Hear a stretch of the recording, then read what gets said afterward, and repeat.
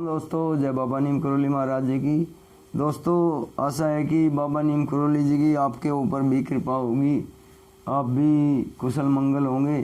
तो आज मैं आपको श्रीमद् वाल्मीकि रामायण का बालकांड का 15वां सर्ग सुनाऊंगा। दोस्तों, मैंने सभी देवी देवताओं का आह्वान कर लिया है और हनुमान जी भी पधारे हैं, मेरे बाबा जी और सभी देवी देवता पधार चुके हैं। दोस्तों, उनका स्थान दे दिया है मैंने हनुमान जी का।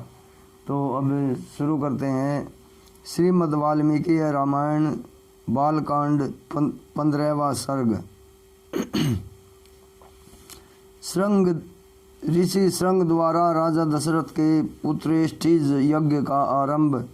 देवताओं की प्रार्थना से ब्रह्मा जी का रावण के वध का उपाय ढूंढ निकालना तथा भगवान विष्णु का देवताओं को आश्वासन देना। महात्मा ऋषि श्रृंग बड़े मेधावी और वेदों के ज्ञाता थे। उन्होंने थोड़ी देर तक ध्यान लगाकर अपने भावी कर्तव्य का निश्चय किया।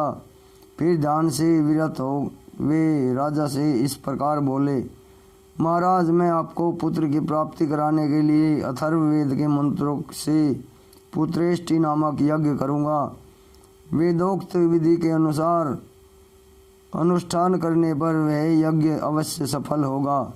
यह कहकर उन तेजस्वी ऋषि ने पुत्र प्राप्ति के उद्देश्य से पुत्रेष्टि नामक यज्ञ प्रारंभ किया और स्रोत विधि से अग्नि में आहुति डाली।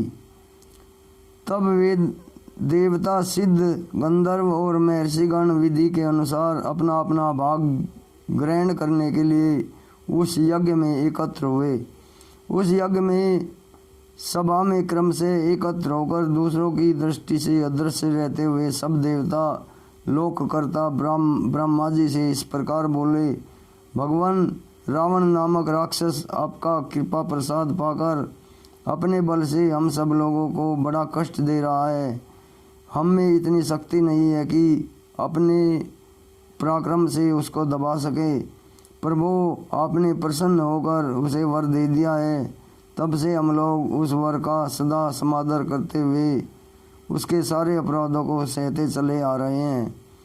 उसने तीनों लोकों के प्राणियों का नाकों में दम कर रखा है। वह दुष्टात्मा जिनको कुछ ऊंची स्थिति में देखता है उन्हीं के साथ द्वेष करने लगता है। देवराज इंद्र को परास्त करने की अभिलाषा रखता है। आपके वरदान से मोहित होकर वह इतना उद्दंड हो गया है कि ऋषियों, यज्ञों, गंधर्वों, यक्षों, असुरों तथा ब्राह्मणों को पीड़ा देता है और उनका अपमान करता फिरता है। सूर्य उसको ताप नहीं पहुंचा सकते, वायु उसके पास जोर से नहीं चलती तथा जिसकी उत्ताल तरंगे सदा ऊपर नीचे होती रहती हैं, वह समुद्र भी रावण को देखकर भय के मारे स्तब्ध सा हो जाता है। उसमें कंपन नहीं होता। वह राक्षस देखने में भी बड़ा भयंकर है। उससे हमें महान भय प्राप्त होता है। अतः भगवान, उसके वध के लिए आपको कोई ना कोई उपाय अवश्य करना चाहिए। समस्त देवताओं ने ऐसा कहने पर ब्रह्मा जी सोचकर बोले, देवताओं, लो, दुरात्मा की वध का उपाय मेरी समझ में आ गया है। उसने वर मांगते समय यह बात कही थी कि मैं गंधर्व, यक्ष, देवता या राक्षसों के हाथ से न मारा जाऊं। मैंने भी तथास्तु कहकर उसकी प्रार्थना स्वीकार कर ली। मनुष्यों को तो वह तुच्छ समझता है, इसलिए उनके प्रति अवहेलना होने के कारण उसने अवध्य होने का वरदान नहीं मांगा। इसलिए अब मनुष्य के हाथ से ही उसका वध होगा। मनुष्य के सिवा दूसरा कोई उसकी मृत्यु का कारण नहीं है। ब्रह्मा जी की कही हुई यह प्रिय बात सुनकर उस समय समस्त देवता और महर्षि बड़े प्रसन्न हुए। इसी समय महान तेजस्वी जगतपति भगवान विष्णु भी मेघ के ऊपर स्थित होकर सूर्य की भांति गरुड़ पर सवार हो वहां आ पहुँचे। उनके शरीर पर पीताम्बर और हाथों में शंख, चक्र एवं गदा आदि आयुध शोभा पा रहे थे। उनकी दोनों भुजाओं में तपाए हुए स्वर्ण के बने केयूर प्रकाशित हो रहे थे। उस समय संपूर्ण देवताओं ने उनकी वंदना की और वे ब्रह्मा जी से मिलकर सावधानी के साथ सभा में विराजमान हो गए। तब समस्त देवताओं ने विनीत भाव से उनकी स्तुति करके कहा, सर्वव्यापी परमेश्वर, हम तीनों लोगों के हित की कामना से आपके ऊपर एक महान कार्यभार दे रहे हैं। प्रभु, अयोध्या के राजा दशरथ धर्मज्ञ, उदार तथा महर्षियों के समान तेजस्वी हैं। उनके 3 रानियां हैं जो ही श्री और कीर्ति इन 3 देवियों के समान है। विष्णु देव, आप अपने 4 स्वरूप बनकर राजा की उन 3 रानियों के गर्भ में पुत्र रूप से अवतरित ग्रहण कीजिए। इस प्रकार मनुष्य रूप में प्रकट होकर आप संसार के लिए प्रबल कंटक रूप रावण को, जो देवताओं के लिए अवध्य है, समर भूमि में मार डालिए। वह मूर्ख राक्षस रावण अपने बढ़े हुए पराक्रम से देवता, गंधर्व, सिद्ध तथा श्रेष्ठ महर्षियों को बहुत कष्ट दे रहा है।